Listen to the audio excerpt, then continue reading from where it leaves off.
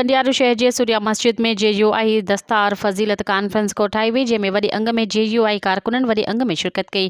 Conference खे ख़िताब कंदे मौलाना अब्दुल मुजीब कुरैशी, मौलाना मंजूर अहमद सुमरो, मौलाना अब्दुल रहमान डंगराज, मौलाना मीर मोहम्मद मीरक ॿियनि ख़िताब कंदे चयो त दीनी मदरसा इस्लाम जा क़िला आहिनि जितां हाफ़िज़ आलिम पढ़ी क़ौम जी रहनुमाई कनि था ऐं उन्हनि खे पुरअमन ज़िंदगी गुज़ारण जी तबलीग कनि था। हुन जो चवणु हो त सिंध ते 15 सालनि खां लुटेरनि जी हुकूमत रही आहे, जिन अरबनि रुपयनि जूं बजटूं खाधियूं आहिनि। हुन जो चवणु हो त JUI पारां PS 32 ते मसमात छिटण उम्मीदवार आहिनि, जंहिंखे वोट ॾेई कामयाब कयो वञे। होॾां दस्तारबंद कॉन्फ्रेंस में केतिरनि ई हाफ़िज़नि जी दस्तारबंदी पिणु कई वई। इन मौक़े ते मौलाना मोहम्मद रमज़ान ख़ासकीली, मौलवी सईद गोपांग ऐं ॿिया पिणु मौजूदु हुआ।